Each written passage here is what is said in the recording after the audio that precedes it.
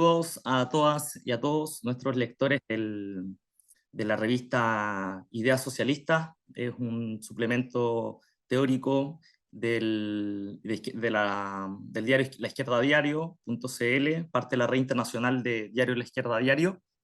Y hoy en día tenemos una entrevista, conversación con Juan Dalmazo. Él es miembro de la Asociación Gramsci Argentina, miembro de la Dirección Nacional del Partido de Trabajadores Socialistas de Argentina y también del comité de redacción del semanario teórico Ideas de Izquierda. Juan también es autor de dos libros, años, uno que se llama El marxismo de Gramsci, notas de lectura sobre los cuadernos de la cárcel, y es autor también de otro libro que se llama Hegemonía y lucha de clases, 3 ensayos sobre Trotsky, Gramsci y el marxismo. Bueno, buenas tardes, buenos días o buenas noches a todos quienes nos están escuchando. Buenas tardes, Juan, ¿qué tal? ¿Cómo estás? ¿Cómo andas, Pablo? Aclaro nada más que también escribimos con Ariel Petruccelli un libro que se llama Althusser y Sacristán, itinerario de dos comunistas críticos, que bueno, está centrado en la trayectoria de estos dos marxistas de la segunda posguerra que, bueno, nos parecieron importantes, ¿no? Para poner en discusión varios temas. Centrado quizás en otras cuestiones, pero también con la idea de ver en qué medida, incluso en momentos donde era mucho más fuerte el estalinismo, surgían posiciones más vinculadas a darle centralidad a la lucha de clases, ¿no? Bueno, dicha esta propaganda ilegal, te devuelvo la palabra. Muy bien, esperamos pronto tener ese libro por acá, por Chile, ya lo estaremos trayendo para todos nuestros lectores también, que se interesen. Bueno, vamos a partir, ¿cómo se llama esta entrevista? Una primera cuestión que nos gustaría desarrollar, Juan, que te pudieras referir, es al tema, ¿cómo se llama? Pensando un poco hoy en día América Latina, ¿cierto? Bueno, y la crisis actual que está viviendo. Bien, el otro día tuvimos la crisis peruana, ¿cierto? Que ha seguido durante mucho tiempo, y bueno, la institución que le hace el Parlamento finalmente a Pedro Castillo. Tuvimos procesos, ¿cómo se llama?, de rebeliones, etcétera. Y, bueno, toda la crisis actual que vive América Latina, un poco de los estudios que tú has desarrollado, pensando centralmente en Antonio Gramsci, ¿cierto? Y la lectura que has desarrollado de él. ¿Cómo ves tú que podría servir hoy en día en las coordenadas actuales el pensamiento de Gramsci para pensar la región, las crisis actuales?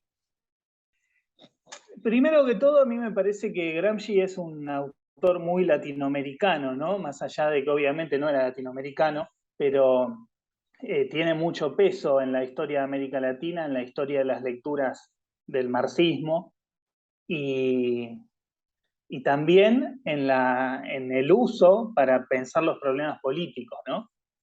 Hay una historia rica de discusiones sobre Gramsci. La otra vez estaba leyendo un libro que, bueno, ahora lo tengo ahí medio parado, pero lo tengo que retomar, de André Tossell, que salió hace poco por Ediciones Ámsterdam, que son varios escritos de André Tossell sobre Gramsci. Y el prologuista pone, el tipo que hace el prólogo pone, bueno, Gramsci, que es muy importante, sobre todo tiene mucho desarrollo los estudios sobre Gramsci, sobre todo en Italia y en el mundo anglosajón. Bueno, esto muestra un poco el nivel de provincianismo que a veces puede tener la intelectualidad europea en general y francesa en particular, porque hablar de que los estudios sobre Gramsci se limitan a Italia o el mundo angloparlante preponderantemente es algo ridículo. O sea, que cualquiera que conozca el conjunto de debates, o ni siquiera el conjunto, sino los títulos, más o menos tengo una idea de las cosas que se han debatido sobre Gramsci en América Latina, sabría que no tiene que decir eso. Por lo menos si quiere que nosotros lo leamos. Igual yo no es que soy adherente al particularismo populista ni nada por el estilo, pero bueno, me parece que hay una... Es decir, Gramsci es parte de la discusión latinoamericana de hace muchas décadas, desde distintas posiciones, ¿no? Entonces, esta es una primera cuestión a considerar. O sea, si podemos discutir si nos puede servir o no, es porque en cierta medida ya es parte de nuestra realidad previamente. Después, desde el punto de vista de para qué nos puede servir para pensar la realidad de América Latina, me parece que hay como dos variantes, ¿no? Hay una que tiene que ver con, bueno, un poco lo que comentabas vos, o sea, los problemas de la relación entre el Estado y la sociedad y la lucha de clases, ¿no? El problema de cómo es, de si son sociedades más o menos articuladas como sistemas hegemónicos o no, y en qué medida se pueden usar esas categorías, si está bien utilizar las categorías de Gramsci para países periféricos, ¿no? Y si en realidad no hay otras formas de dominación, no sé, dominación sin hegemonía, por ejemplo, o ese tipo, otros modelos de ejercicio del poder burgués. Yo creo que hay una cuestión que planteó en su momento un argentino, Waldo Ansaldi, en un artículo que se llama Si conviene invocar o no al genio de la lámpara, donde él se pregunta este problema, ¿no? Dice, bueno, ¿podemos usar categorías como la de hegemonía, crisis orgánica o revolución pasiva para entender la historia de los países latinoamericanos? Él se inclina porque sí. El problema de eso es que yo también creo que se pueden usar las categorías. El tema es después no solo ver si las realidades que uno analiza encajan con los conceptos, sino en qué medida se puede determinar o se puede analizar más detalladamente cada situación en particular. Porque no es lo mismo, por ejemplo, cuando fue la crisis del 11M y toda esa movida en España, se hablaba ya de crisis orgánica. Pero esa crisis orgánica, que incluso se podría suscribir que era correcto el planteo, no es la misma de la crisis orgánica que hubo en Argentina en el 2001. En cuanto al nivel de desarticulación entre Estado y sociedad, el nivel de crisis económica, es decir, hay un problema de que los conceptos son operativos, los conceptos gramscianos, para analizar este tipo de situaciones donde o hay crisis arriba, pero no hay revolución abiertamente, o hay una situación de crisis de autoridad del Estado y surgen liderazgos caudillescos o bonapartistas o carismáticos o ese tipo de cosas. Bueno, categorías como la de crisis de hegemonía o crisis orgánica sirven para eso. Ahora bien, después, cada situación concreta merece un análisis concreto y por eso te digo, por ejemplo, vos podés hablar en cierta medida que hay aspectos de crisis orgánica, por ejemplo, en la Argentina actual, porque hay más resignación que adhesión a una política hegemónica, si querés, en las masas. Más bien hay descontento, no hay un nivel de lucha de clases que, si querés, subvierta el escenario, o una cosa como lo que tuvieron ustedes en 2019, por ejemplo, ¿no? Una revuelta. Aunque bueno, hay gente que dice que diciembre de 2017, acá en Argentina, que fueron las protestas contra la reforma previsional de Macri, fue como una especie de adelanto de las revueltas, ¿no? Pero te quiero decir, los conceptos como conceptos utilizables son utilizables, porque dan cuenta de estas realidades medio desintegradas en las cuales no hay un ejercicio, sobre todo lo que tiene que ver con crisis de hegemonía y con crisis orgánica, ¿no? No hay un ejercicio normal del poder burgués porque hay determinados cortocircuitos, sea porque hay una combinación de crisis económica con crisis política, sea porque hay una crisis de representación política de los partidos, que es un poco lo que está pasando en la Argentina, que estrictamente no hay exactamente crisis económica en el sentido de que hubo recuperación económica desde el bajón de la pandemia, pero hay un empobrecimiento generalizado de la población que no se revirtió, ¿no? Entonces, no es exactamente una situación como la del 2001, pero es una situación de mucha tendencia a la desintegración social, y por eso se habla, por ejemplo, en el caso nuestro, de que hay niveles de informalidad en la clase trabajadora que nunca habían existido históricamente. Todo el trabajo que tiene que ver con la economía informal o con la economía popular, o sea, de distintas formas que que se lo puede denominar. Entonces, yo lo que diría es que, en líneas generales, por la constitución histórica de los países latinoamericanos, especialmente quizás México habría que analizarlo aparte, ¿no? Pero digo, de Centroamérica hacia el sur, hay si querés, una especie de tendencia histórica a la crisis orgánica. Por varias razones. Primero, por la presencia del imperialismo, que distorsiona lo que sería el supuesto desarrollo capitalista normal, por la debilidad de la clase dominante como clase nacional, y por el peso relativo social estructural del movimiento obrero y de los sectores populares. Porque bueno, también por ejemplo los movimientos indígenas en las últimas décadas han jugado roles muy destacados que no se puede desconocer, más allá de las políticas que puedan tener las organizaciones o los dirigentes, digo que es otro tema, ¿no? Entonces, este tipo de cuestiones hacen que, si vos sos muy generoso con el uso de las categorías gramscianas, o sea, te la pasás permanentemente abriendo crisis orgánica desde el punto de vista del análisis, puedas hacerlo. Porque en realidad casi nunca hay situaciones de desarrollo, entre comillas, normal, ¿no?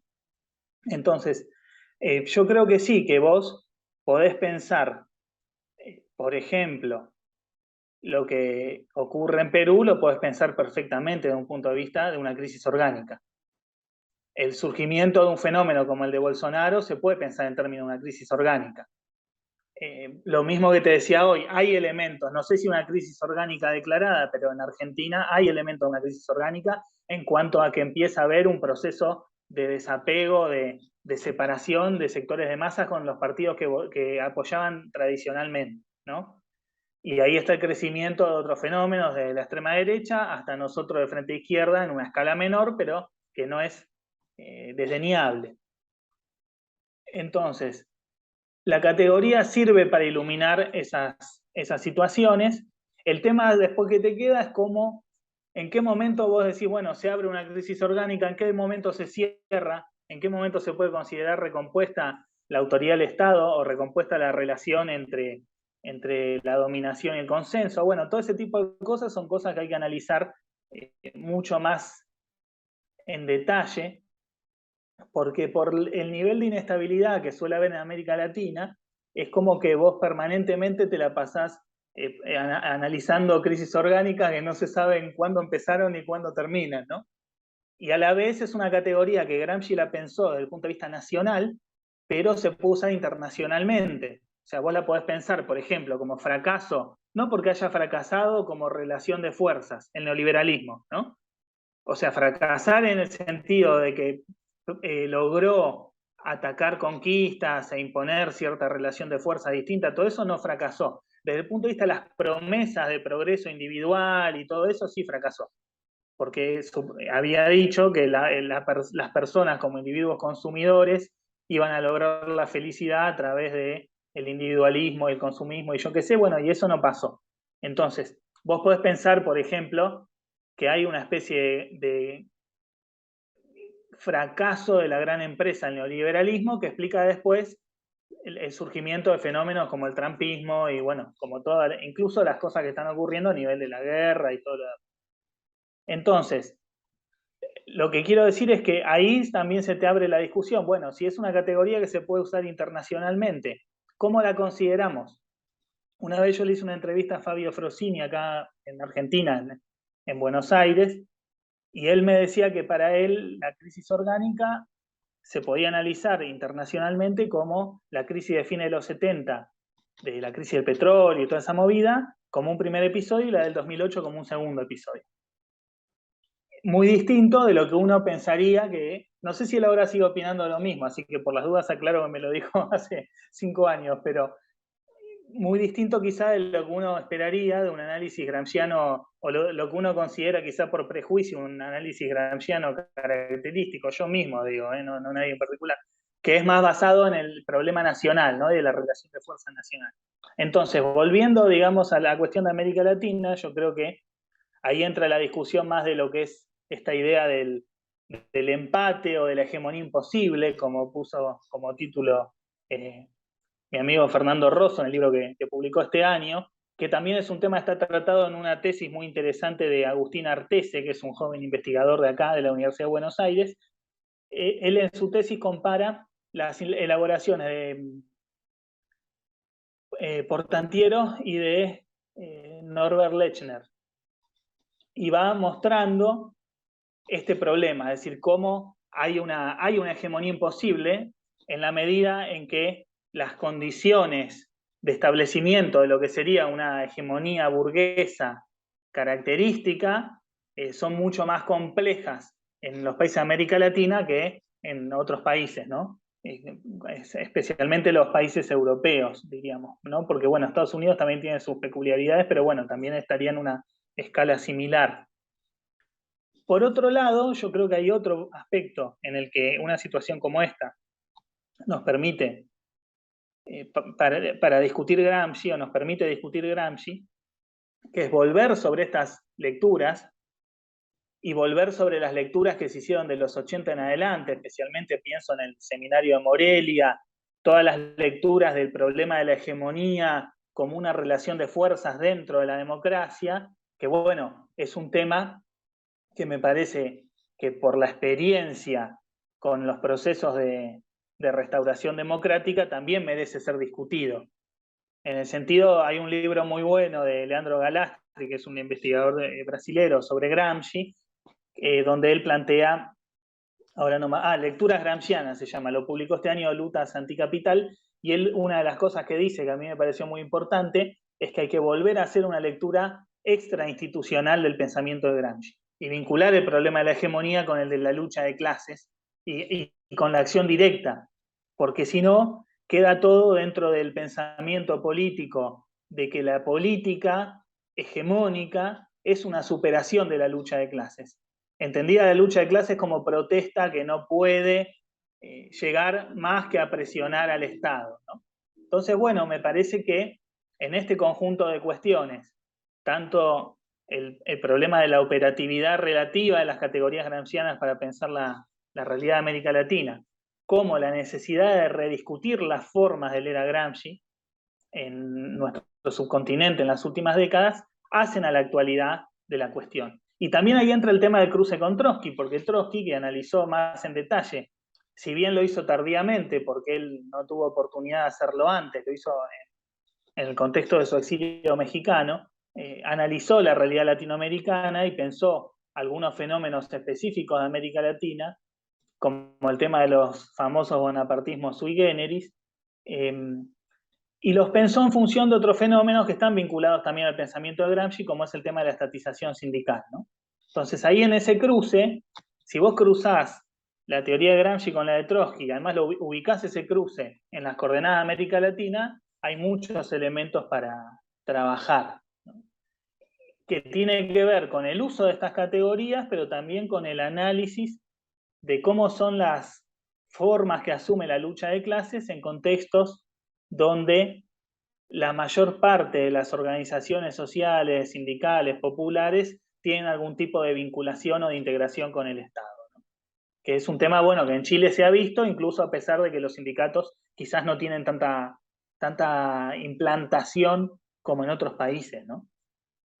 No sé si con esto más o menos respondo la pregunta.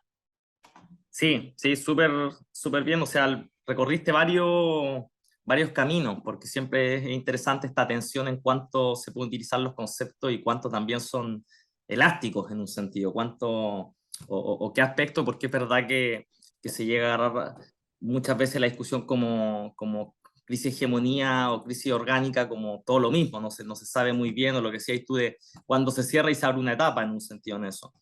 Eh, Mira, en relación a esto mismo, porque pusiste este último elemento que era también pensar esto, incluso que está buena esta idea como lo extrainstitucional de Gramsci en relación al Estado, en un sentido, ¿cierto? Ahí hay una reseña que tú hiciste en el semanario sobre esa cuestión que la recomiendo.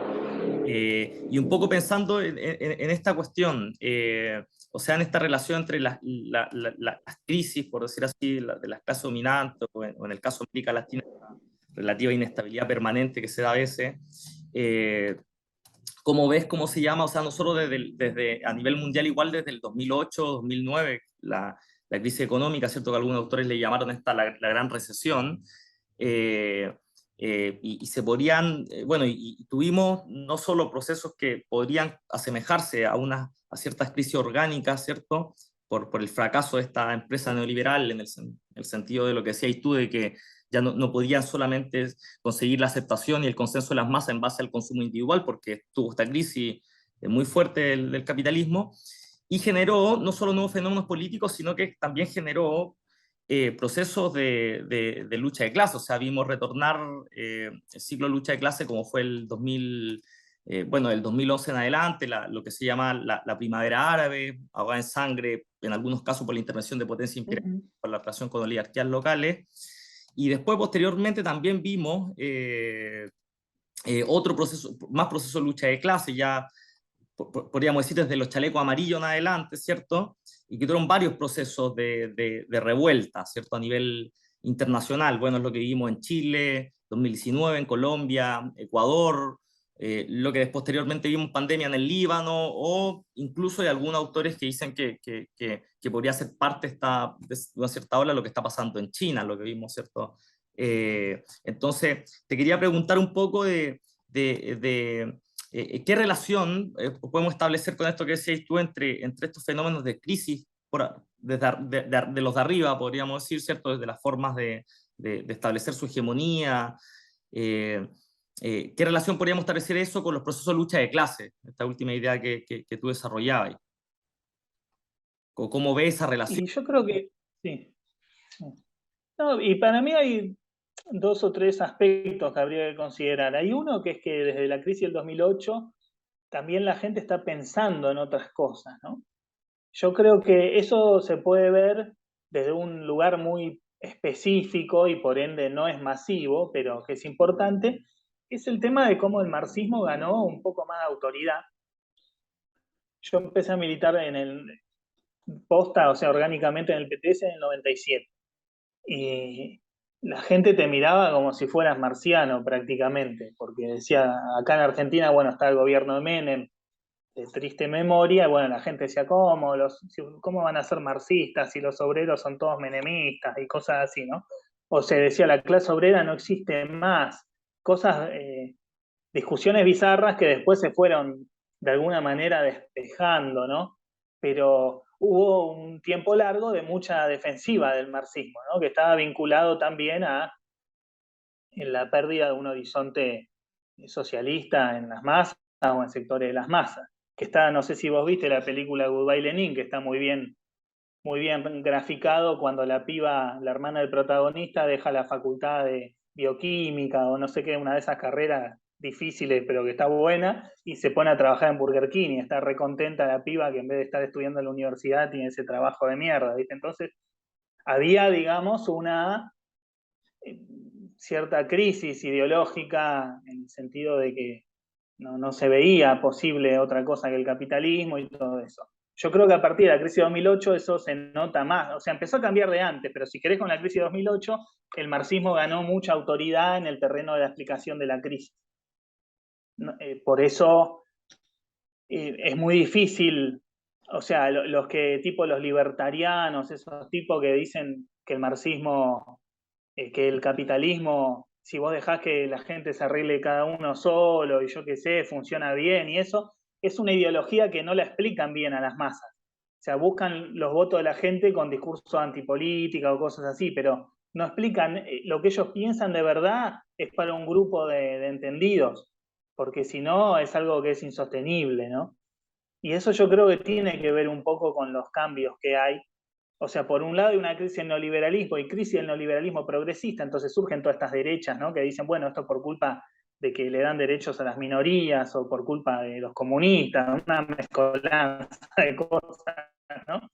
Pero a la vez hay un cierto interés nuevo en ideas revolucionarias como fenómeno neoliberalismo que puede dar lugar a distintas formas de pensar y también a distintas formas de actuar. Y en esto tienen que ver las revueltas.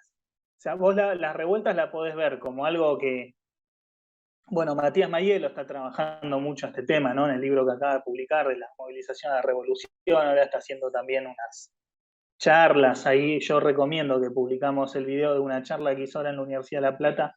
No, en el local de los compañeros de la Juventud del PTC La Plata, ahora la semana pasada, que la subimos en Ideas de Izquierda, y él agarra este tema, ¿no? De cómo las revoluciones tratan de cambiar la clase que está en el poder y las revueltas tratan de presionar al orden existente para conseguir algo.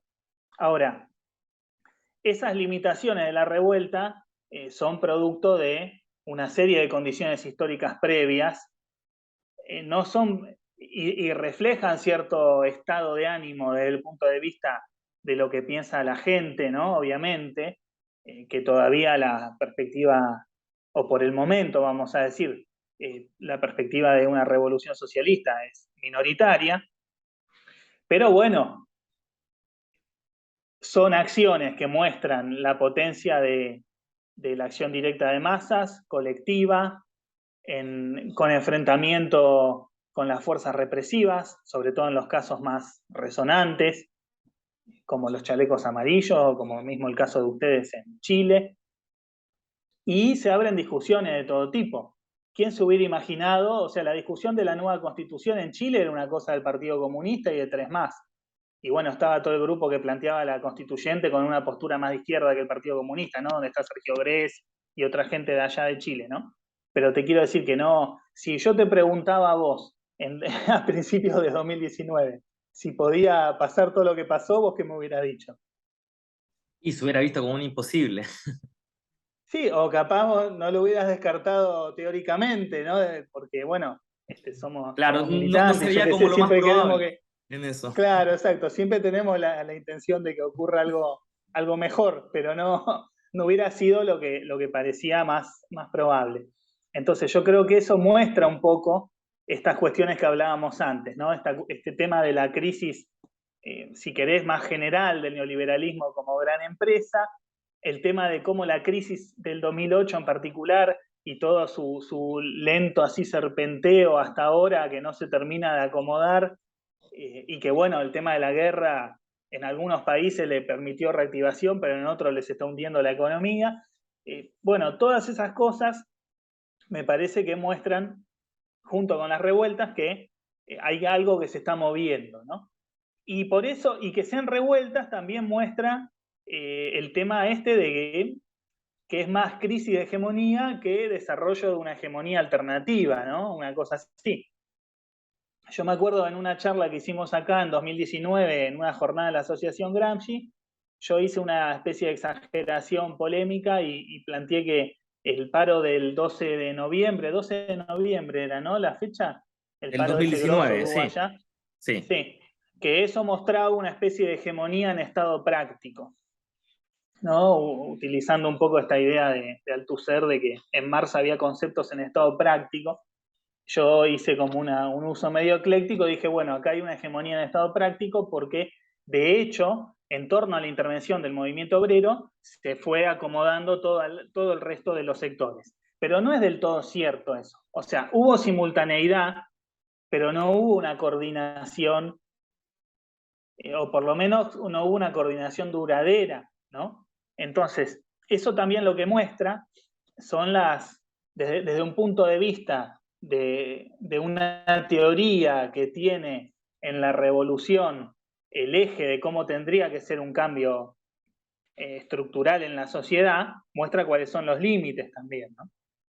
Y tiene que ver no solo, pero en buena medida, con que la clase trabajadora como tal en estos procesos actúa más o menos diluida, o sea, actúa como un sector más dentro de la ciudadanía, ¿no? Y bueno, ese es un tema muy de Trotsky, muy de Gramsci también. Bueno, cómo hacer para que esto adquiera una dinámica que permita unificar las demandas, que las demandas vayan de las cuestiones democráticas a las cuestiones de clase, de las cuestiones democráticas a las socialistas, o sea, toda lo que es la mecánica de la revolución permanente pensada por Trotsky, que es muy parecida a la mecánica de la hegemonía, si querés también, como la había pensado en su momento Lenin, o como la piensa Gramsci, aunque Gramsci lo ve siempre más lento, ¿no? Con tiempos más largos. Bueno, ese es uno de los grandes temas para pensar en la actualidad. Y parte de esta idea, obviamente, de que como hay crisis, hay este tipo de procesos, lo cual también está bueno, más allá de las limitaciones que pueda tener y de que no haya que andar cantándole loas a las revueltas y eso tal como son, sí está bueno en contra de los que dicen que nunca da la relación de fuerza, que el capitalismo es totalmente autosuficiente, que entonces no se puede hacer nada, siempre cualquier cosa que vos quieras hacer, ellos ya lo tienen resuelto de antemano. Me parece que ahí está mucho más abierto y en ese sentido también es un desafío interesante para el marxismo, cómo pensar estos problemas y a la vez intervenir en los procesos, ¿no? Y bueno, me parece que va un poco por ahí el tema. Interesante esta reflexión que habría, sobre todo justamente porque pareciera ser que la relación entre crisis económica, ¿cierto? Bastante lenta, pero que estructural, y esta relación con crisis políticas, la erupción de la lucha de clases pareciera ser que es como un cambio temporal, por decir así, en el sentido o sea, se inscribe también en coordenadas de una nueva época y sobre todo que está bueno esto que decíais, porque frente a la resignación de una ideología triunfalista durante muchos años, 30 años el neoliberalismo, que plantea un cierto fatalismo histórico, en el sentido como que se acabó la historia y ya no está más la irrupción de las masas, o los grandes problemas, digo, los grandes problemas de estrategia, etcétera, como que habían salido del campo de batalla en un sentido, de la discusión política. Entonces me pareció interesante esa realidad. Y me pareció interesante esto que decíais de la emergencia, quizá inicial todavía, pero de nuevas formas de pensar, ¿cierto? En el sentido de que, por ejemplo, acá se discute mucho si las nuevas generaciones o no van a tener un mejor pasar que las viejas generaciones, que sus padres o abuelos, etcétera. Entonces eso genera mucha crisis porque antes pareciera haber que había un futuro asegurado en eso. Entonces muda todas estas crisis las formas de pensar, entonces está interesante. Ahora, esa relación que tú ves entre, por decir así, los límites todavía, la erupción de la lucha de clase con las revueltas, pero a la vez los límites en el sentido de todavía hacer luchas de presión, incluso con muchos grados de violencia, pero presión a los viejos regímenes, y la relación que hay, podríamos decir, en América Latina, incluso pensando más estas nuevas olas de progresismo degradados, podríamos decir, ¿cierto? Como bueno, Boric, Pedro Castillo, Lula, aunque ahí no se vivió una revuelta estrictamente, ¿cierto? Pero ¿cómo podría ser esta relación entre la revuelta o la erupción de los primeros fenómenos de lucha de clase y la canalización, por decir así, institucional de estos progresismos, ligado en relación a eso que decía, y de que si bien cambio la forma de pensar, incluso hay un marxismo que podría estar más audible, ¿cierto? Todavía no hay fuertes partidos revolucionarios, ¿cierto? Que quieran llevar, por decir así, esos procesos a un desarrollo revolucionario, un proceso revolucionario. Entonces, ¿cómo veis esta relación entre las revueltas y estos nuevos intentos de canalización institucional, progresismo? Yo diría que son una expresión, igual no es muy original lo que voy a decir, ¿no? Pero diría que son como una expresión distorsionada, en todo caso. Me parece que yo no creo que nadie haya hecho todo lo que hicieron ahí en Chile para que suba un gobierno que después deja los carabineros en la Araucanía, todas las cosas que critica la izquierda, más de izquierda, al gobierno de Boris, ¿no? Ahora, también sería necio hacer de cuenta como que es lo mismo que Piñera, ¿no? Entonces ahí, entre esos dos, si querés, entre esos dos extremos, están estos grises, ¿no? Que son estos progresismos de esta llamada segunda oleada que vienen como más cascoteados. Máximo Modonesi dice algo, bueno, lo dijo en un artículo que sacó en Jacobin y también lo charlamos en una entrevista que le hice yo hace un tiempo, el tema de cómo la primera oleada de gobiernos progresistas era más respondiendo a, a los procesos de levantamiento, ¿no? Sobre todo el caso de Bolivia, creo yo. Bueno, Argentina, si querés, también, obviamente, el 2001, pero bueno, Bolivia, que fue una guerra del agua, una guerra del gas, fueron procesos impresionantes desde el punto de vista de la acción directa, de la movilización de masa. que aparte lo echaron al tipo ese que no sabía hablar en castellano, ¿cómo se llama? Sánchez Lozada, Sánchez de era un Lozada. tipo que ni siquiera sabía hablar en castellano, no te digo que sepa hablar en aymara, o sea, no sabía hablar en castellano el tipo. Entonces me parece lógico que si la mayoría del país es indígena, el presidente sea indígena, o sea, son cosas básicas, democráticas, que creo que todos estamos de acuerdo. A la vez, bueno, todos los aspectos de reconocimiento hacia los derechos de los pueblos indígenas y del campesinado y todo eso que tiene el Estado plurinacional, tiene el pequeño problema de que sigue siendo un Estado burgués, ¿no? Entonces, por eso ahí surgieron las teorías como la de García Linera del capitalismo andino combinado con la comunidad indígena y yo qué sé, o sea, porque bueno, ahí había que justificar un poco cómo se pasaba de una lucha más, entre comillas, autonomista a un estatalismo puro y duro, ¿no? El Estado en la alianza con los movimientos sociales.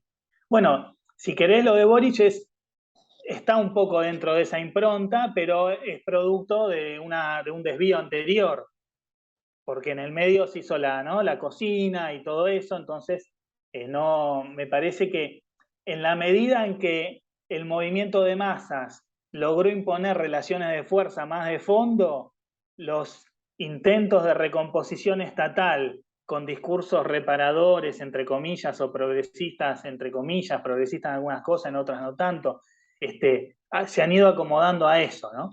Yo creo que en el caso particular de Chile, Boris también tiene un alto grado de moderación porque él mismo fue parte de lo que se podría llamar el desvío o la política de recomposición desde arriba de gente que se junta y dijo, che, ¿qué hacemos con esto? ¿Cómo hacemos para que no siga esto que está ocurriendo? Claro, acá fue el acuerdo por la paz y la nueva constitución que Claro, exactamente, tres días exactamente. después de lo que tú decías que había sido el paro general. Exacto, exacto. Entonces, bueno, no te quiero decir que Evo Morales es Lenin y que estaba pensando cómo desarrollar la revolución boliviana en sentido socialista, pero el proceso fue distinto, o sea, la radicalidad que hubo desde abajo y la imposibilidad de hacer este tipo de acuerdos como el que se pudo hacer en Chile entre sectores burgueses y la centroizquierda, impuso una forma que es lo que más se acerca para mí a lo que Gramsci llamaba una revolución pasiva, porque hay como un cambio en la constitución política del Estado, aunque no cambia, obviamente, o sea, igual revolución pasiva no es, para Gramsci es una modernización evitando la vía jacobina, ¿no? Entonces, en ese sentido, es lo más parecido para mí, y en cierta forma el chavismo del comienzo. Después yo en general sería igualmente cauteloso, como hablábamos antes, por el tema del uso de las categorías. Nosotros siempre, el PTS, nos inclinamos quizás un poco para no dejar abierta la rendija a considerarlos más como progresos históricos más de largo aliento estos gobiernos, ¿no? Eh, Puede ser que no sea por razones estrictamente conceptuales abstractas, sino también sobre todo políticas, ¿no? Hablamos más bien de pasivización, o sea, porque fueron procesos que tomaron una lógica de revolución pasiva, en el sentido de tomar las demandas que vienen desde abajo y reorientarlas dentro de un marco de recomposición del orden burgués, pero que no es exactamente igual que el anterior, a la vez sin cambiar determinadas condiciones estructurales legadas por el neoliberalismo. Por eso ahí ustedes andan a las puteadas por el tema de las AFP. Y no es que el gobierno dijo, bueno, basta de AFP y, ¿no? Y que esto y lo otro. O sea, ahí está, me parece, un poco el tema. ¿Se puede hablar de revolución pasiva? Para mí como poder se puede. Quizá a los procesos actuales le queda muy grande y a los de Pareciera la ser que primera los de etapa inicio del primer periodo de proceso revolucionario, Bolivia, Venezuela, Argentina, pareciera ser que fueron, comillas, más profundos los cambios estatales, en un sentido, por la relación. un poquito más, sobre todo me parece en los casos de Bolivia y Venezuela, eh, menos de Argentina, bueno, ni hablar Brasil, no, me parece que no. Pero yo igualmente creo que sería más adecuado hablar de, en líneas generales, de pasivización en relación a los procesos y después analizar más en concreto cada cosa. Porque también es cierto que es algo quizás muy específico de América Latina la forma que asumieron los procesos, ¿no? Por el tipo de sectores sociales que participaron, por la relación entre esos movimientos y el Estado, y en cada lugar es diferente, ¿no? Yo creo que el caso, por ejemplo, de ustedes es distinto a lo que pasó en el 2001 en la Argentina por un montón de razones, ¿no? Entre ellas por la distinta estructura en relación a la situación interna del movimiento obrero, pero también la prolongación en el tiempo. O sea, nosotros no llegamos a tener, nuestra primera línea fue de un día, más allá de que había habido toda una serie de luchas anteriores, desde los 90, es decir, una serie de Y la revueltas profundidad de la crisis económica, provinciales. igual, ¿no? La profundidad de la crisis económica que allá fue clave, por ejemplo, que acá todavía no. Claro, exacto, exacto, exacto. Ustedes más bien saltaron porque ya estaban repodridos de que le faltan el respeto. En el caso nuestro era una crisis que no era insostenible, o sea, la gente no podía comer, ¿no? Eh, y bueno, también fue así como más Pero también, por ejemplo, en el caso de Argentina, el rol del movimiento obrero es toda una discusión, porque el movimiento obrero organizado como tal no intervino, pero cuando renunció de la Rúa estaba convocada la huelga de la CGT. Entonces yo si me pongo en obrerista fundamentalista, podría decir, bueno, se terminó yendo por eso. No creo que sea la explicación correcta, o sea, no separaría una cosa de la otra, pero te quiero decir que si la huelga se hubiera concretado, los que estábamos ahí en la plaza combatiendo hubiéramos sido la primera línea de un movimiento de masa de todo el país, donde los sindicatos ponían sus posiciones de fuerza, tanto el rol de en la producción de la clase trabajadora y reproducción en general, como las posiciones estratégicas más específicas de los sectores más pesados, ¿no? Bueno, eso me parece que es otro de los temas que queda después para la discusión, porque no se trata solamente, me parece a mí, de criticar los reformismos o de mostrar los límites que tienen, sino también de pensar cuál tiene que ser la estrategia de la clase obrera para, para poder plantear una política superadora, donde vos tenés que trabajar con un movimiento obrero que, por un lado, tiene muchas más divisiones internas de lo que fue históricamente, y por otro, donde las ideas marxistas, socialistas, revolucionarias siguen siendo minoritarias, ¿no? Entonces eso te plantea una serie de cuestiones que tienen que ver con la política de frente único hacia las organizaciones de masas, el problema de cómo vincular la clase trabajadora con los movimientos sociales que son activos alrededor de demandas particulares, bueno, cómo articular un programa, todas esas cosas, ¿no? Pero bueno, me fui un poco de tema. Sí, se puede hablar de revolución pasiva. El tema que después hay que justificarlo bien. Ahí hay muchas discusiones. En general, los partidarios de los populismos progresistas te dicen, no, ¿cómo vas a decir revolución pasiva a este populismo maravilloso que hizo los cambios más espectaculares que se podían pedir? Pero me parece que no pasa por ahí la discusión, porque no se puede definir un proceso solamente en función de si uno está de acuerdo o no con la política. O sea, habría que tratar de establecer una dimensión analítica lo más clara posible, como para incluso teniendo diferencias alrededor de la política, de algo parecido, ¿no? Pero bueno, ese ya es otro problema del debate entre las distintas posturas que hay en la izquierda en sentido amplio, ¿no?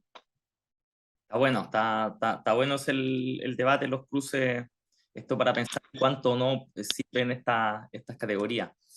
Mira, una de las últimas cuestiones que quisiera preguntarte, porque tú escribiste un libro sobre la relación, o pensar un poco la relación entre Gramsci y Trotsky, ¿cierto? A través del problema de la cuestión de la hegemonía, ¿cierto? Y pensar la lucha de clases, el problema de la revolución permanente.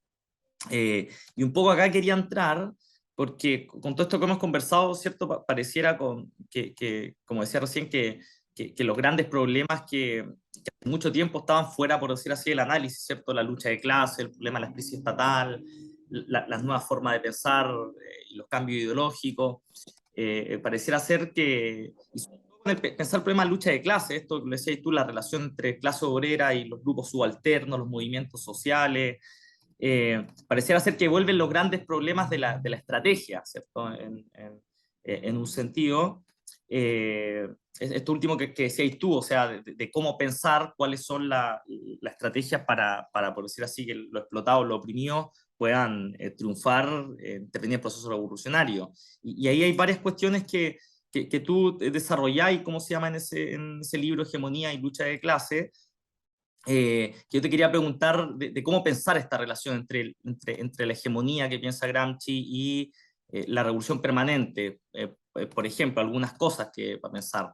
O sea, tú recién te referías al debate, no sé, el problema de la clase obrera, ¿cierto? Que era un debate de si está vivo o no, o incluso sectores que te reconocen que un sujeto es uno de los sujetos más de las clases subalternas o tiene algún poder de fuego más importante, como decía, y esto tuvo algunas posiciones estratégicas que podrían golpear mejor. Bueno, como esa relación, por ejemplo, o pensar el problema esto entre bueno, el príncipe moderno, ¿cierto? Esta relación entre partido revolucionario y entre el problema de autonomía o autoorganización obrera, que tiene que ver un poco con lo que decía y esto último de, no sé, para pensar el tema de la acción directa o pensar fuera de lo institucional, en el sentido fuera del Estado capitalista, ¿cierto? O el problema de pensar esta relación también que era algo que también se debatía mucho acá en un coloquio que hubo el mes pasado en Valparaíso, un coloquio de la Asociación Gramsci Chile, ¿cierto? Que era para pensar el Gramsci América Latina y esta cuestión en torno bueno, lo que tocabas tú recién, revolución pasiva o revolución activa, en un sentido, desde abajo, que no sea capturada para, por decir así, para reconfigurar el orden con algunos cambios.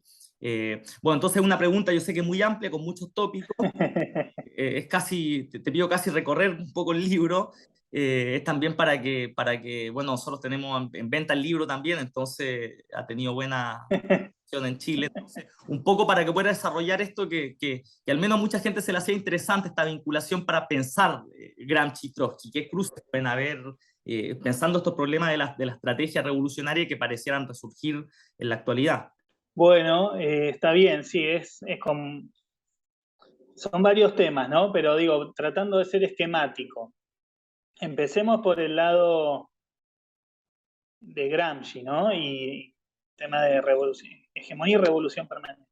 Hay un concepto de Gramsci que es muy importante, que hasta donde yo vi no hay así como un estudio muy detallado, y yo la verdad que no me pude poner a hacerlo, pero aparece en las discusiones sobre este tema, que es el de forma actual. Gramsci en determinados pasajes donde discute la relación entre hegemonía y revolución permanente, dice la hegemonía es la forma actual de la revolución permanente.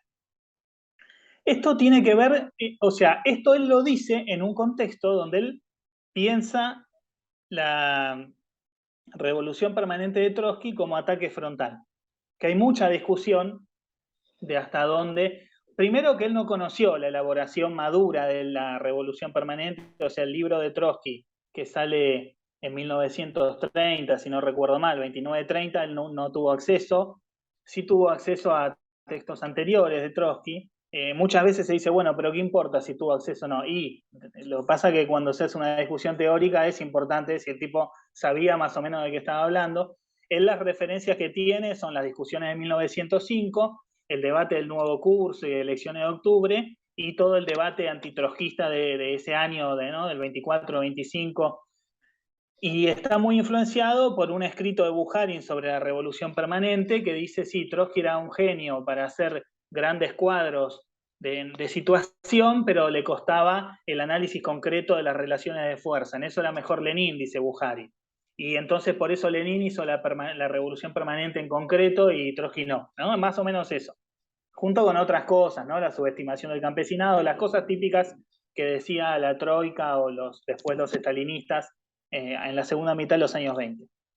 Gramsci mama gran parte de ese debate, pero a su vez es un desarrollo propio, porque vos en los cuadernos de la cárcel podés ver esta idea, bueno, sí, no necesitamos a Trotsky para pensar la revolución permanente, ¿no? Que es un poco el argumento que daban Bukharin, incluso Stalin y todo, decían como que ese tema ya está, y ya está en Lenin, y ya lo hizo Lenin, y no, que no venga Trotsky con su teoría de no sé qué cosa, ¿no?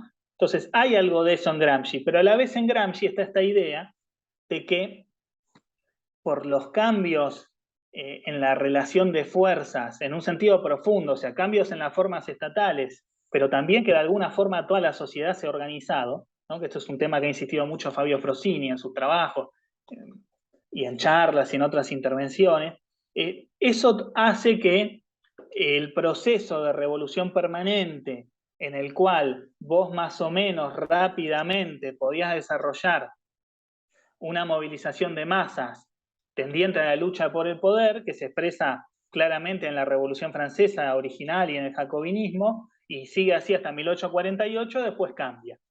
Entonces él en esto es como que plantea dos momentos, uno más de la consolidación del Estado moderno a través del parlamentarismo y todo eso, y después el otro, los cambios en las formas estatales, producto de la irrupción de las masas con la guerra mundial y la revolución rusa, y todos los cambios en las formas estatales que hacen que el Estado se acerque a la sociedad civil, integre en su seno partidos y sindicatos, de lo cual un extremo es el fascismo con su sindicalismo de Estado corporativo patronal, digamos, obrero patronal, pero podés ver procesos de estatización sindical en los países de democracia burguesa también, ¿no? Que es un tema, bueno, como yo te decía antes, que lo analizó Trotsky a fines de los 30, desde antes en realidad, ¿no? Pero escribió, una de las cosas más sistemáticas que escribió, la escribió en 1940, una de las últimas cosas que escribió, sobre los sindicatos en la época imperialista. Entonces, bueno, ahí vos tenés este tema de la forma actual, ¿no? Bueno, la forma actual. ¿De qué manera el movimiento revolucionario que asumía la forma de revolución permanente en un contexto en que la relación entre Estado y sociedad estaba más desarticulada y la relación entre la economía mundial y la economía nacional también, se puede expresar en la época del imperialismo con estados que buscan la estatización de los movimientos de masas? ¿Y por qué la buscan? Porque hay una crisis del sistema parlamentario liberal, que esto es algo que lo vio Trotsky, pero lo vio obviamente Lenin, pero también lo vio Gramsci, por supuesto, y Mariátegui en América Latina, desde América Latina analizando la crisis de los sistemas parlamentarios europeos en los años 20, hay una crisis del liberalismo y hay una alternativa, que no es el fascismo, que también está ahí ofreciendo una alternativa, sino que es la democracia soviética que mostró que podía ser posible la revolución rusa. La democracia soviética lo que hace es unificar la figura del ciudadano y del productor. Vos no sos el que trabaja en la fábrica y no puede hacer nada porque si no el patrón le pega un latigazo y después cada tanto tiempo, con suerte, podés ir a votar. En la democracia soviética hay democracia industrial y democracia política, vamos a decir, ¿no? Por decirlo así medio salvajemente, así medio a las apuradas. Eso, el Estado integral, el corporativismo, todas estas formas de expansión de las formas estatales hacia la sociedad civil, también intentan darle una alternativa frente a eso.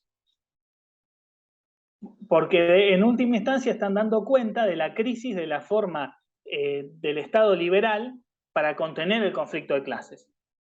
Entonces, por eso Gramsci dice, bueno, la forma actual de la revolución permanente, porque no es tan sencillo, aunque antes tampoco era sencillo, pero es más lento, está más mediatizado, y por eso estas figuras que decía vos del moderno príncipe, el problema de la autoorganización, todo eso aparece en los cuadernos. Sobre todo tiene mucho más peso el tema del partido que el de la democracia fabril, pero aparece un poco el tema de la democracia fabril, Eso obviamente, está más porque desarrollado Gramsci la...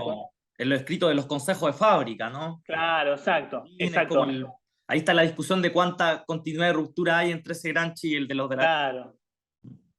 Sí, yo creo que lo mejor es tratar de hacer una lectura que integre los tres momentos, ¿no? Este momento de los consejos, de las tesis de Lyon, del 26, y los cuadernos. Más allá de que los cuadernos es lo que está más desarrollado como pensamiento maduro de Gramsci, si querés.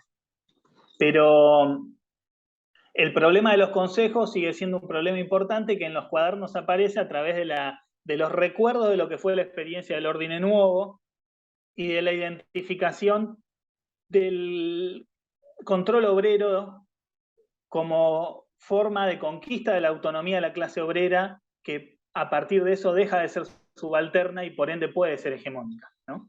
No tiene garantizada la hegemonía, pero es un paso hacia eso.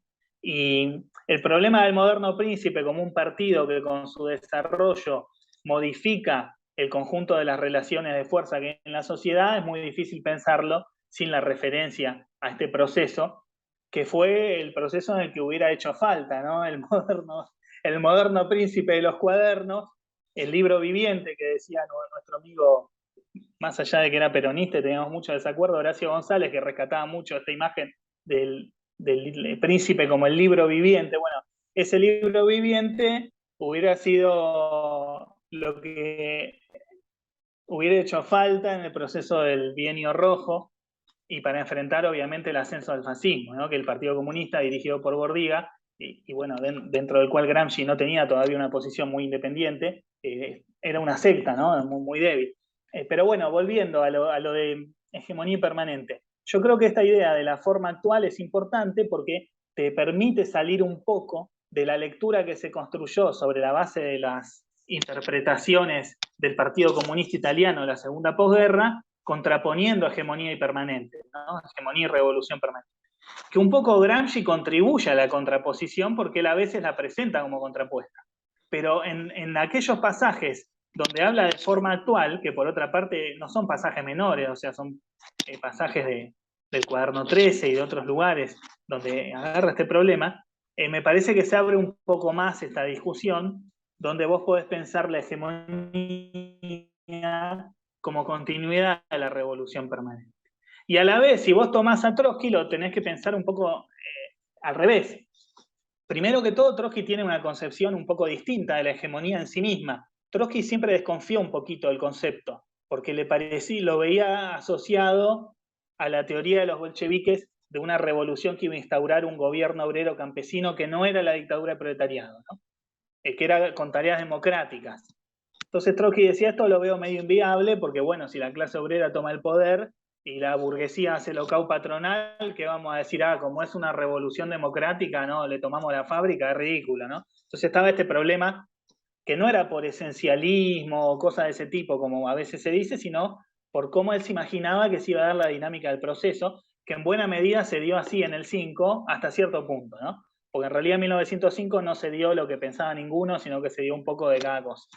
Pero bueno, Trotsky medio que desconfiaba, él decía esto no me cierra mucho, no porque estaba en contra de que la clase obrera dirija a los campesinos o a otros sectores populares, sino porque pensaba que era una dirección para hacer las demandas del campesinado, la que pensaba Lenin, y en mucho menor medida la del movimiento obrero. Y bueno, Lenin a eso respondía, como discuten dos tácticas de la socialdemocracia en la Revolución Democrática, y dice, ¿cómo? La República Democrática no es parte de nuestras demandas. ¿Qué está diciendo usted, muchacho?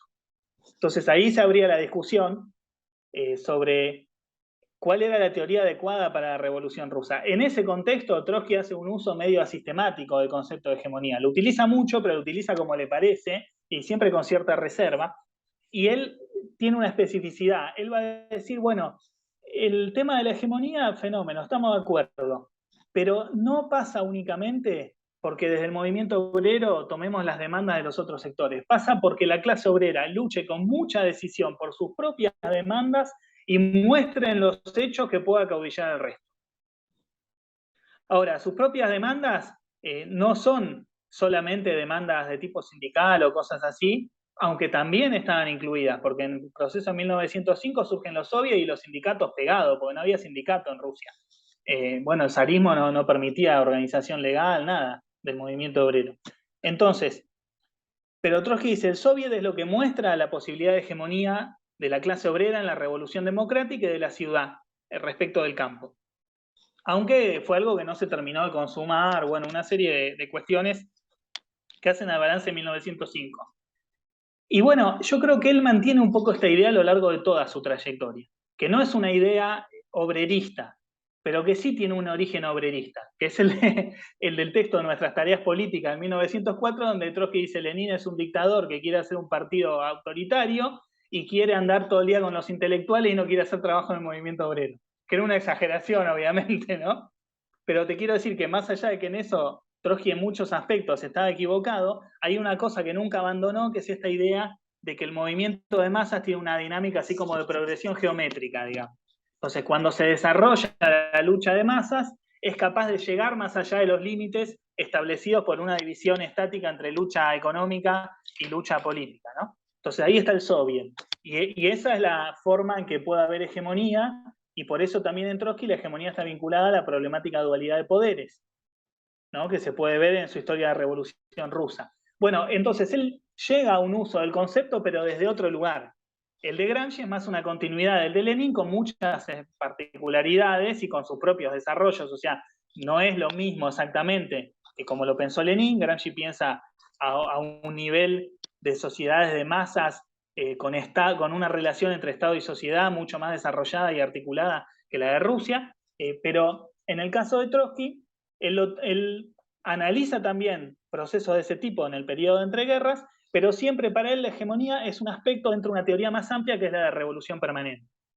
Entonces, si querés, la diferencia es que para Gramsci el concepto predominante es el de hegemonía, para Trotsky el de revolución permanente, ¿no? Y en el caso de Gramsci la hegemonía sería como la continuación de la revolución permanente, como la entiende él, que no es exactamente como la entiende Trotsky, y en el caso de Trotsky, la hegemonía sería una parte de la revolución permanente, como las entiende él y no como las entiende Gramsci, ¿no? Entonces, no son sistemas teóricos exactamente iguales, pero tienen un cierto solapamiento, bueno, por supuesto empírico, porque piensan el problema de la revolución contemporánea y sus dificultades, y también conceptual, porque trabajan con conceptos muy parecidos o los mismos conceptos, con distintas interpretaciones según los contextos, en cuestiones muy finitas, ¿no?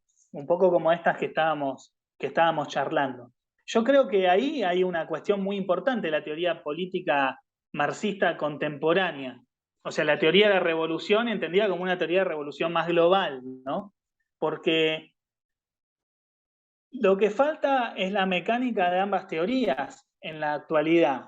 O sea, la teoría de revolución permanente es una teoría para pensar las características de revolución contemporánea, tanto desde el punto de vista descriptivo como prescriptivo, si querés. O sea, Trotsky hace un análisis de la dinámica objetiva que tienen los procesos, los que él llega a ver, a partir de eso generaliza, y a la vez plantea un programa, ¿no? Dice, bueno, nosotros peleamos porque esto se desarrolle para tal lado, ¿no? Que es la transformación de las luchas democráticas en socialistas, ¿no? Lo que en ese momento eran revoluciones democráticas, llamadas democrático-burguesas en el marxismo, ¿no?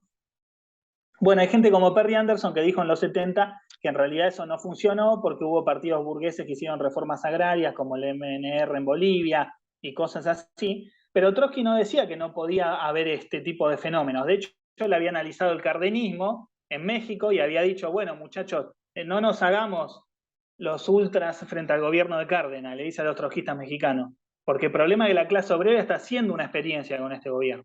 Entonces nosotros tenemos que mostrar que competimos con el nacionalismo burgués por la dirección de las masas.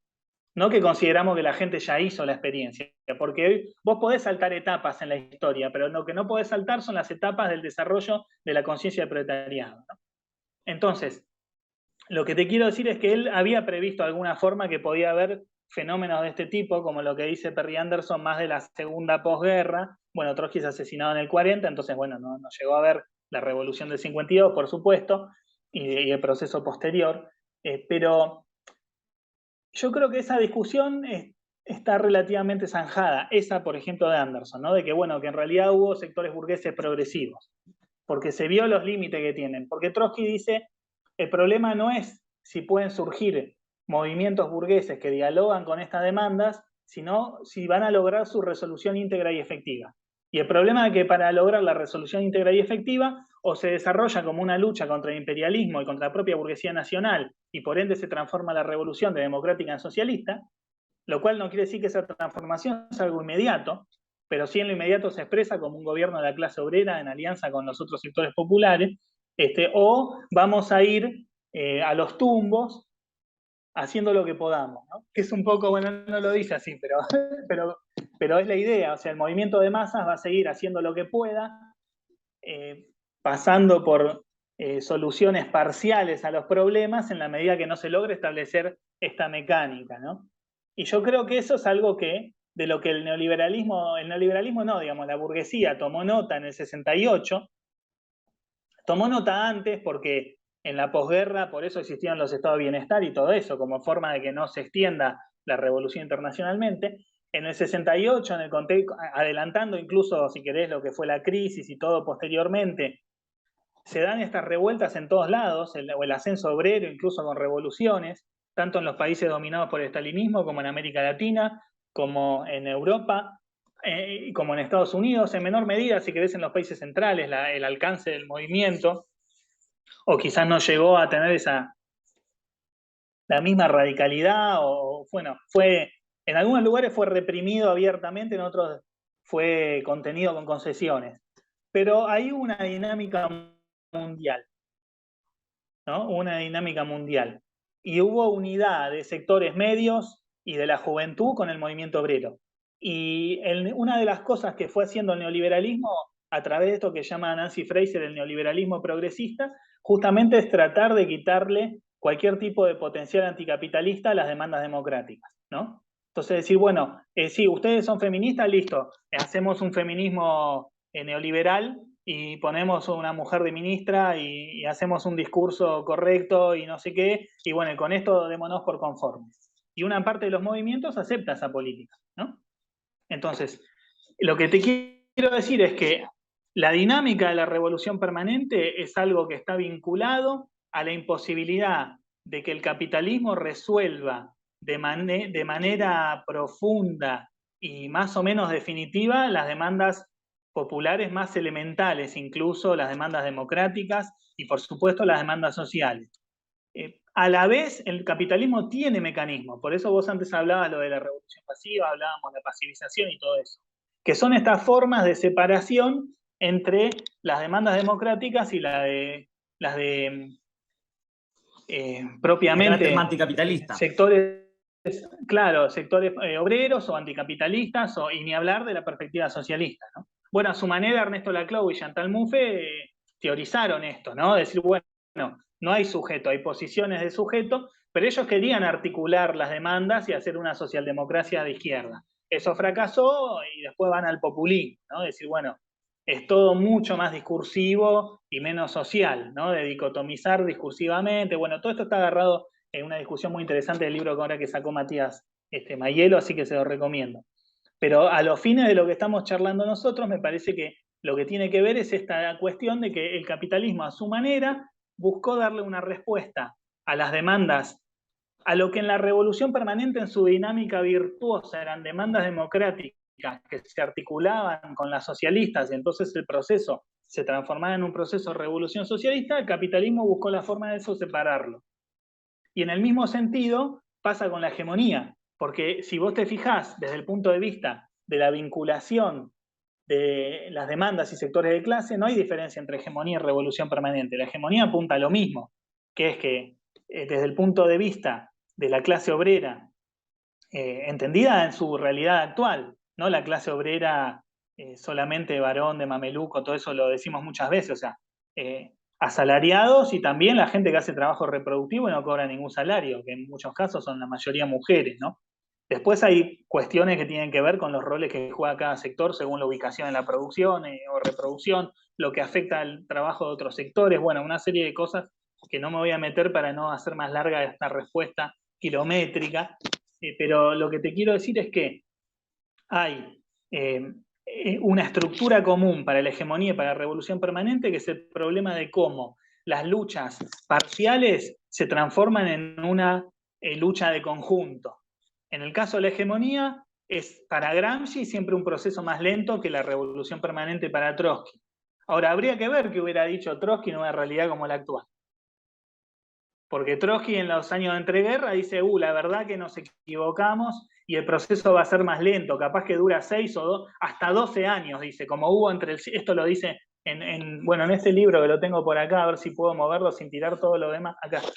En este libro de los 5 primeros años de Internacional Comunista, hay varias intervenciones de Trotsky de mediados de los años 20, donde dice, bueno, antes, en el 21, 22, dice, bueno, hay que ver cuánto va a durar este interregno.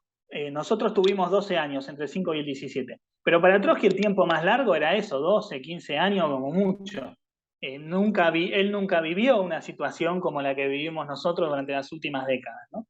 Entonces, más allá de igual de lo que él hubiera analizado en cuanto a las coyunturas o a las situaciones que hemos ido pasando en las últimas décadas, creo que el tema de la revolución permanente y el de la hegemonía son temas que te permiten pensar en este problema. Es decir, bueno, ¿cómo se logra unificar esas demandas democráticas, sociales, populares, que el capitalismo divide, y divide no solo dándole palos por separado, sino también realizando de alguna manera muy parcial y desfigurada esas demandas, aunque sea discursivamente. ¿Cómo se une esto con la lucha de la clase trabajadora, que a su vez estamos tratando de hace mucho tiempo de contribuir a que se reconozca como clase? Porque ahí está la discusión también, ¿no?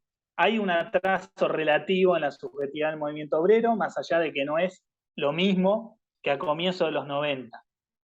Pero bueno, son todos temas que entran dentro de la, me parece, teóricamente, dentro de la cuestión de hegemonía y revolución permanente. Y yo creo que en ese sentido, para vincularlo con las otras cosas que vos planteabas, hace un conjunto con la cuestión de la autoorganización, con la cuestión del frente único, porque existen organizaciones de masas.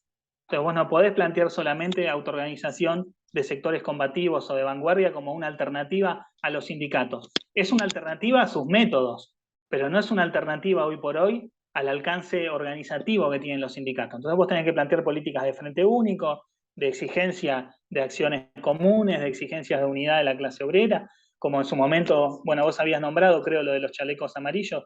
Peleamos mucho en Francia el tema de que se unifique los sindicatos con los chalecos amarillos, o ustedes mismos en Chile con todas las movidas que hicieron, tanto en el hospital Barros Luco como en el Comité de Emergencia y Resguardo ahí en Antofagasta, o sea, de tratar de unir la revuelta con el movimiento obrero organizado. Bueno, todo eso son formas elementales de la teoría de revolución permanente llevadas a la práctica, y lo mismo se podría decir de hegemonía.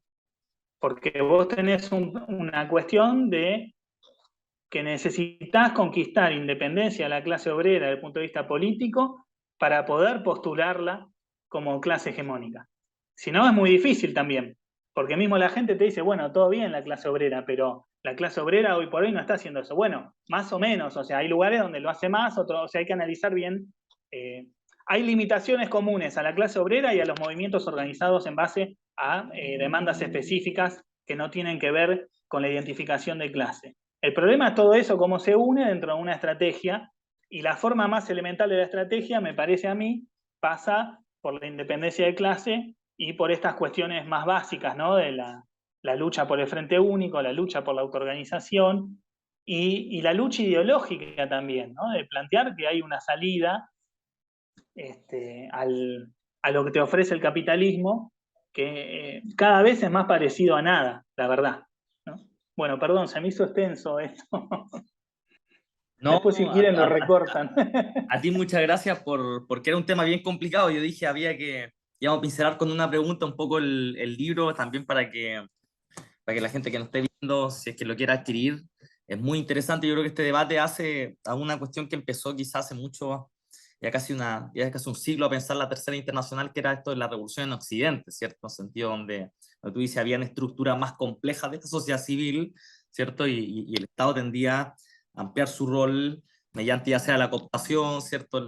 Bueno, todos los cambios estatales que fueron operando. Acá en Chile, en los años 20, yo me hacía referencia a lo que era, o se integra la querida chusma, o tenemos la revolución proletaria contra el Estado, era la discusión. Claro. Entonces, era un poco cómo integrar al pueblo y a la clase obrera, por decir así, subsumiéndola en un pueblo, y para impedir justamente esa dinámica de que la clase obrera pueda ganar la alianza, conquistar la colaboración con las demás clases oprimidas y subalternas para dar otra presión. Entonces, yo creo que eso hace también un debate que es muy interesante, que tú creo que lo plantea en el libro de esta discusión de que hace Lenin, de cómo entender la traducción de las 21 condiciones de ingreso al Partido Comunista, en el sentido de, o sea, de que hay que pensar los lenguajes propios, en un sentido, cómo se hace concreción en las relaciones de fuerza este problema de la hegemonía para pensar la revolución. Yo, como se llama, creo que fue genial. Me voy a dar una autoridad porque estamos medio pasado tiempo para preguntarte una cuestión. Sé que tú estás empezando a trabajar, ¿cómo se llama esta relación entre Gramsci y Mariátegui? O leyendo un poco lo de Mariátegui, entonces me voy a tirar una licencia porque acá, más de lo que yo conocía, incluso acá en Chile hay ¿cómo se llama? Elaboración, esa relación. Bueno, estuvimos hablando hace poco en Valparaíso, en el Colegio Gramsci, con nuestro amigo común Claudio Berrío, que él ¿cómo se llama? Sacó. Entonces, un poco que nos puedas contar y ya para ir cerrando, ¿verdad? Sí, en realidad, aclaro una cosa antes. Toda esta divagación que hicimos sobre el tema de la revolución hoy, eso no está abordada directamente en Hegemonía y lucha de clases, ¿no?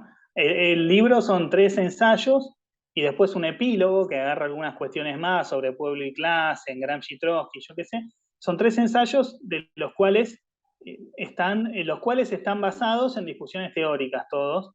Uno es sobre el concepto de hegemonía en Trotsky, el otro es sobre las valoraciones de Trotsky por Gramsci en los cuadernos de la cárcel, y el último es un debate sobre las antinomias de Antonio Gramsci y de Perry Anderson. Aclaro por las dudas, porque digo, el trasfondo de toda esa discusión tiene que ver con esto, pero no está abordado directamente, digo, porque capaz va la gente y les compra el libro y después dice, devuélvanme el dinero. Después, Claro, por lo de podríamos decir que son más Mariátegui, contrapuntos. claro, son. Encuentro para Lo que pasa pensar. es que yo creo que hay muchas, bueno, es un poco lo que hablábamos antes, o sea, hay una parte de todas estas discusiones que tiene que ver con analizar la dinámica de la realidad actual. A la vez vos necesitás volver a pensar las herramientas teóricas del marxismo para hacer eso.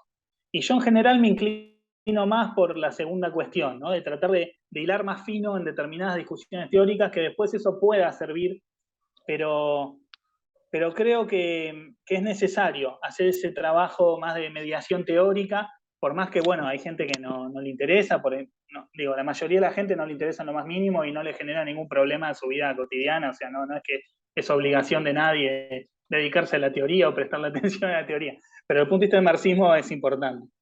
Y lo de Mariátegui, en realidad digamos, lo que estoy trabajando es un libro sobre Mariátegui, propiamente. No sobre Gramsci Mariátegui, sino sobre Mariátegui, tratando de tomar, de que sirva un poco como introducción al pensamiento Mariátegui y a su vez tomar algunas discusiones teóricas, ¿no? Particularmente el tema de lo que yo llamo la potencia de una teoría incompleta, ¿no? Pues Mariátegui analiza muchísimos problemas, desde la política internacional hasta los problemas del Perú, y hace una reflexión sobre las características de la Revolución Latinoamericana que es anterior a la publicación por Trotsky de la versión madura de la teoría de revolución permanente. Si uno toma la teoría de revolución permanente como una teoría propiamente dicha y no solamente como el libro de Trotsky, creo que ahí entra, bueno, toda esta discusión de hegemonía que hacíamos antes entra en el debate, aunque es otra teoría, si querés, o sea, ahí hay que ver cómo son los.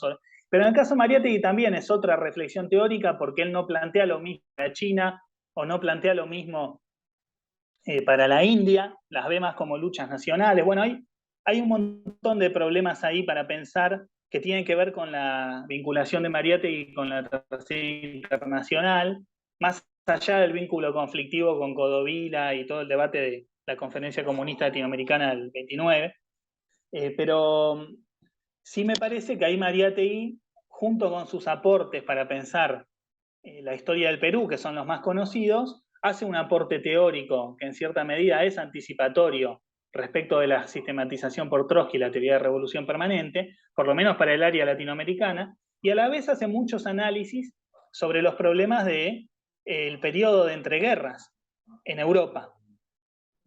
Entonces, en general, cuando se habla de Gramsci y Mariátegui, siempre se los ha vinculado por cuestiones que son ciertas.